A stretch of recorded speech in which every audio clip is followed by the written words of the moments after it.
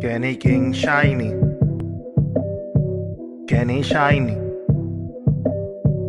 No me vengan a roncar. Si en los joseos que tienen no se pueden enfocar. Tienen que bajar cabeza, se tienen que orientar. Si te pillo nebuloso te voy a descojonar.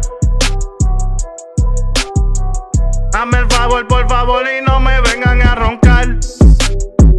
Tiene un guille bien cabrón de rockstar. Se creen bien brilloso, gold star. Te lo tienen todo, world star. Y la lightsaber de Star Wars. Dime, ¿dónde que están? Son unos fequeros, unos peliculeros. No los quiero, porque si lo agarro los vamos a joder. Los vamos a meter en el converter. Ninguno de ustedes tiene mi poder. Los vamos a meter en el converter. Ninguno de ustedes me la tiene que dar, porque la tenemos. Algo que siempre tenemos. El piquete que hacemos.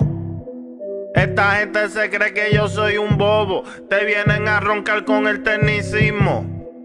No pueden con el ciclismo. Se mienten a ellos mismos. No me vengan a roncar.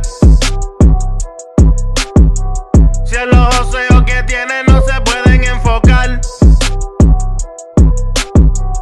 Tienen que bajar cabeza, se tienen que orientar. Si te pillo nebuloso los voy a descojonar. Hazme el favor, por favor, y no me vengan a roncar. No me vengan a roncar. No me vengan a roncar. No me vengan a roncar. No me vengas a roncar. No me vengan a roncar. No me vengan a roncar.